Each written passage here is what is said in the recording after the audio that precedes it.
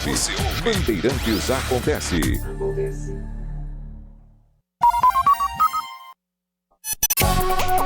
Saber, entender, compreender, conhecer, descobrir, ouvir. Bandeirantes Acontece.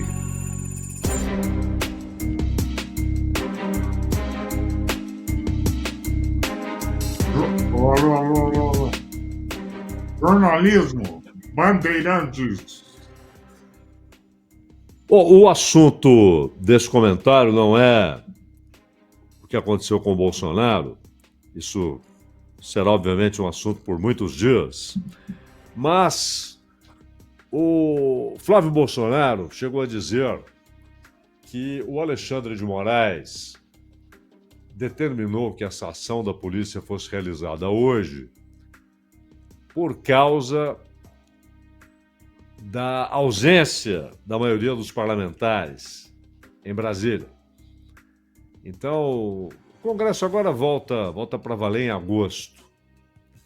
E isso é uma bobagem, né? Primeiro, porque não faria a menor diferença. Segundo, porque isso não foi determinado semanas atrás. A carta do Trump, por exemplo, contribuiu bastante para essa decisão, na medida em que abria mais uma porta para um asilo político que poderia ser concedido a Jair Bolsonaro nos Estados Unidos. E aí a possibilidade de fuga mencionada pelo Flávio Dino. Mas o Flávio Bolsonaro mencionou o Congresso, e é por isso que eu estou falando dessa declaração do Flávio Bolsonaro, porque o Congresso tem reagido de uma maneira muito estranha a acontecimentos muito graves. É bom lembrar que há um julgamento no Brasil com um rol de acusações relacionadas, tais acusações, a golpe de Estado, a tentativa de abolição do Estado de Direito. Isso é muito sério. Você pode argumentar que não enxerga essa tentativa, que discorda daquilo que, ou das conclusões do Supremo, de que as evidências são claríssimas de que houve a tentativa de um golpe de Estado. Pode discordar disso, pode concordar com isso, pode achar que sim, planejou-se e iniciou-se a execução de um golpe de Estado, mas o que não é concebível é que o Congresso Nacional Brasileiro fique em silêncio, não se pronuncie. Inclusive, claro, há os debates ali dentro, né, entre governistas e bolsonaristas, mas a força central e majoritária no Congresso Nacional nem é o governo, nem é o bolsonarismo. Não são os apoiadores de Lula, nem são os apoiadores de Bolsonaro. É o Centrão. E há muitas outras coisas. Nós vimos esta semana a aprovação do novo pacote relacionado ao licenciamento ambiental, projeto que flexibilizou regras ambientais. Nós tivemos também decisões que aumentaram consideravelmente o gasto público, porque a maioria no Congresso exige rigor fiscal. Mas essa mesma maioria não para de inventar gastos exorbitantes, não para de inventar gastos estratosféricos, mas segue discursando, exigindo rigor fiscal. Se de um lado há uma notória decadência, degradação intelectual dentro do Congresso Nacional. Os debates têm sido rasteiros, pueris, indigentes. E muitas vezes parecidíssimos com o ambiente de uma sala de aula indisciplinada na ausência do professor. Com briguinhas, com discussões repletas de xingamentos, de ofensas, mas sem nenhum conteúdo, sem nenhuma elaboração inteligente que seja. Ali discursaram à direita Carlos Lacerda, à esquerda Carlos Marighella, que foi constituinte,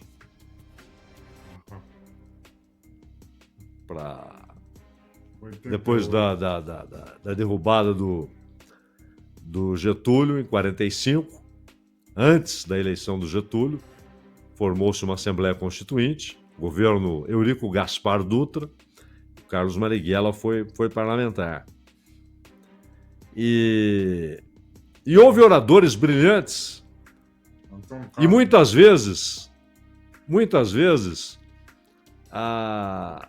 independentemente da razão, independentemente da qualidade daquilo que se defendia ou se atacava, independentemente do juízo de valor, os debates eram adultos. Eram inteligentes. Havia, em alguns momentos, não sempre, né? Não sempre. Mas, claro, havia pelo menos alguns momentos de oratória brilhante. E o que se vê hoje é a indigência na oratória, na elaboração das ideias, a indigência intelectual no Congresso Nacional. Mas é interessante notar que tudo que o Congresso tem aprovado, desde aquilo que já está vigente há muito tempo, como o fundo partidário, né, o execrável fundo partidário, e passando por reformas que arrebentaram com as garantias do trabalhador, que arrebentaram com a situação dos aposentados e pensionistas. Nada disso ocorreu por obra específica do petismo ou do bolsonarismo. Porque nada é aprovado sem que o Centrão diga aprove-se. E nada é rejeitado sem que o Centrão rejeite. E o Centrão em si, como essa é uma abstração jurídica, não existe um estatuto, não há uma formalização jurídica do Centrão. Dos partidos que o formam, sim, é claro, mas não do Centrão. Mas se ele é uma abstração jurídica, ele é uma realidade como organização informal que domina o Congresso, Câmara e Senado, porque tem voto. Tem voto. E nada importante, nada relevante é aprovado ou rejeitado sem que o Centrão decida isso. De qualquer maneira, como grande parte das agremiações que formam o Centrão participam de governo Dilma, participam de governo Lula, participam de governo Bolsonaro, participaram de governo Fernando Henrique Cardoso, desenhou-se no imaginário nacional a ideia de que o Centrão não tem ideologia. Que o Centrão ele vai se movendo de acordo com os interesses naquilo que provoca a realização do Centrão. Qual é? As convergências. Os partidos estão lá com suas orientações, seus interesses. Dentro dos partidos há correntes diferentes. Não há nada de homogêneo. nesse desenho. Ele torna homogêneo quando ele se transforma em o centrão. E o que faz com que isso ocorra é a convergência.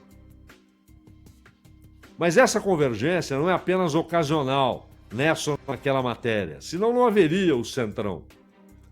Seria um assunto que atraiu para o mesmo ponto, para a mesma defesa, para o mesmo front, 4, 5 partidos.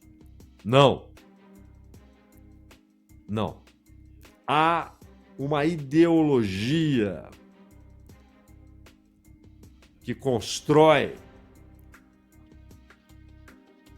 o centrão, que faz com que ele exista. Não são temas ocasionais, circunstâncias reunindo aqueles partidos. Há uma convergência que é permanente e ela é ideológica. E ela está demonstrada na reforma trabalhista, na reforma previdenciária. Ela está demonstrada no sequestro da execução orçamentária. Quando foi escrita a Constituição de 88, quando havia a Assembleia Nacional Constituinte escrevendo, elaborando aquela Constituição, que é a atual, claro que pesou muito o fato de o país ter, então, recentemente, saído de uma ditadura. O país havia saído de uma ditadura em 85. Então, entre 85 e 88, havia um ambiente de tentar construir uma base jurídica que impedisse arbitrariedades, que eram, claro, usuais, eram da natureza da ditadura militar. Então, a ideia era tirar parte do poder do executivo e dar ao judiciário e ao legislativo. E a Constituição de 88 fez isso. Depois houve, pela segunda vez na história, a tentativa de emplacar o parlamentarismo. Aconteceu em 63 e aconteceu em 93. Ou seja, em 30 anos, 2 vezes o povo brasileiro, gerações diferentes, disseram presidencialismo. Queremos presidencialismo. E aí, acatada a vontade popular, mas na prática, foram construindo um presidencialismo fragilizado e na política e no Estado, a perda de poder por uma parte do Estado significa que uma outra parte ganhou o poder.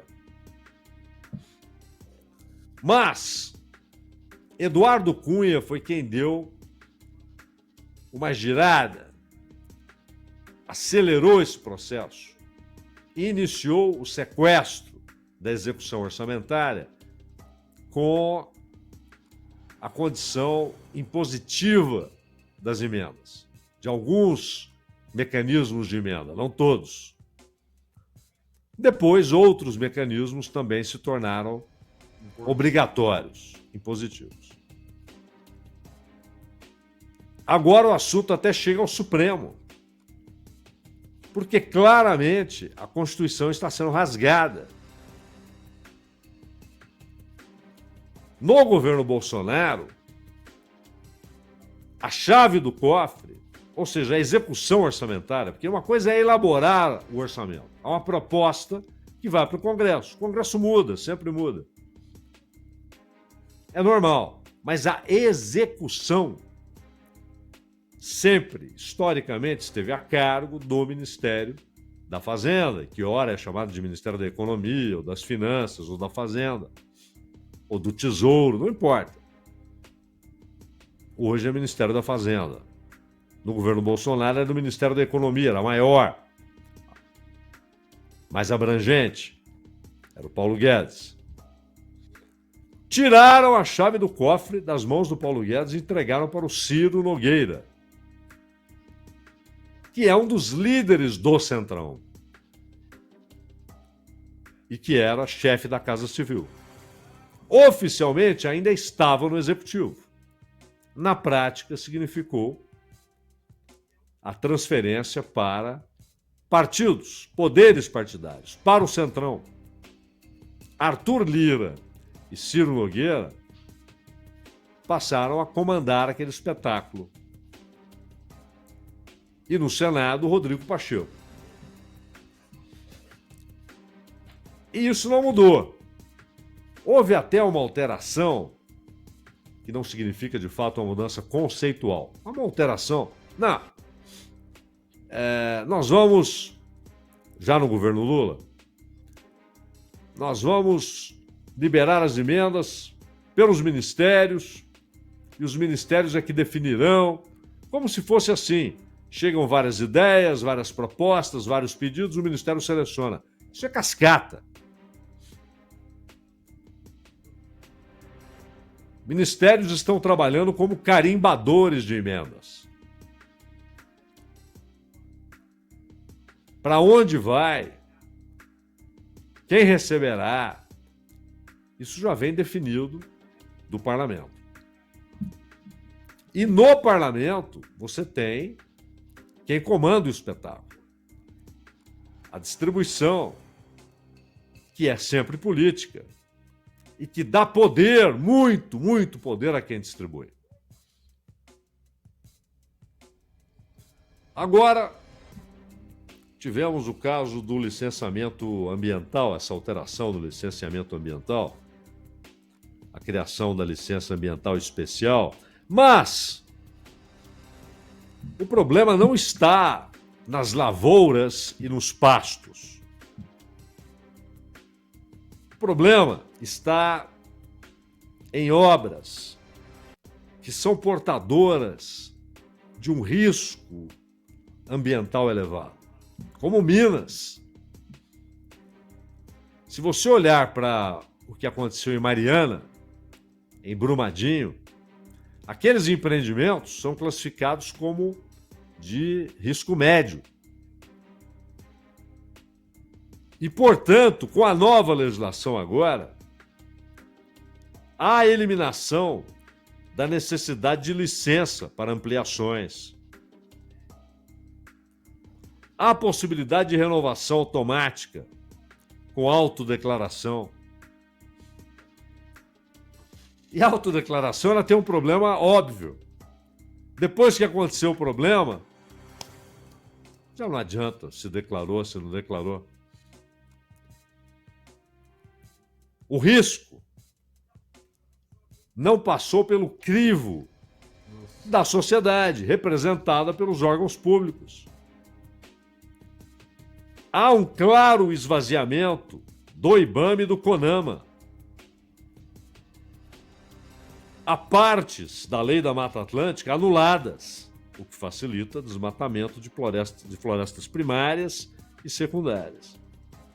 Terras indígenas e territórios quilombolas não homologados deixam de ser consideradas áreas protegidas para efeito de licenciamento. Essa mudança ela pode atingir cerca de 18 milhões de hectares.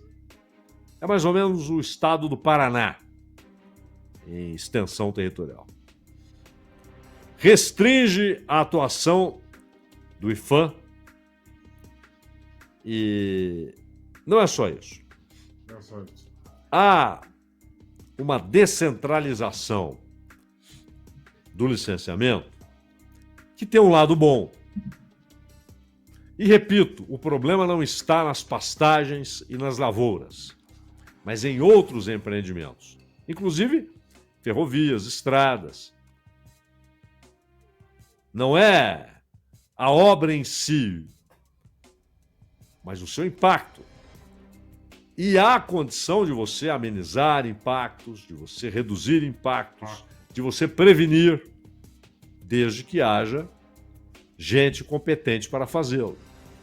Quando você descentraliza, municípios podem decidir. Isso vai provocar competição entre municípios.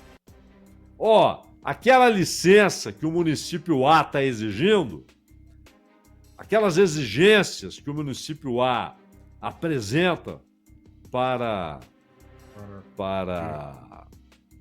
conceder a licença, aqui não tem problema, aqui não tem essa não. Aqui não tem essa não, fiquem à vontade. Aqui a licença sai com muita rapidez. Aí um terceiro município diz, olha, aqui é uma beleza. A licença sai rápido e ainda tem um incentivo fiscal. Vocês ficam sem pagar imposto aqui durante 2 anos, 3 anos. Então, o interesse em atrair investimento pode simplesmente tornar mera burocracia, mera formalidade a concessão de licenças. E repito, o problema não está em lavouras e em pastagens, mas em outros empreendimentos, inclusive minas. Mas nada disso, nós falamos de fundo partidário, que é uma indecência. Fundo partidário é uma indecência. Paciência, né, pai? É impressionante que nós tenhamos no Brasil a obrigatoriedade de que o dinheiro público financie partidos. O dinheiro do povo financie partidos. Financie atividades, aluguéis, festinhas, deslocamentos e até contratação de advogado para defender político acusado de corrupção. Mas desde isso, passando pelo sequestro orçamentário, chegando a essas legislações, nada disso pode ser aprovado sem o Centrão. O Centrão, que muita gente olha e vê, mas que coisa amorfa. Aí não há bandeiras, não há ideologia. O parecer não ter ideologia é mera enganação. Isso também é ideologia. E é a expressão mais segura da plutocracia, do grande capital, do capital financeiro. É o Centrão. É o que lhe garante a estabilidade das decisões no parlamento e a condução em direção àquilo que está determinado pela plutocracia. A revelia do executivo, a revelia de partidos que estão no governo, estão na oposição, enquanto o Centrão está em todo lugar. Ele está no governo, ele está na oposição, ele tem ministério, ele desce o cacete no governo, na votação. Ele é a expressão política dessa plutocracia. O Centrão tem ideologia. Danilo. Danilo Gobato. Lembrando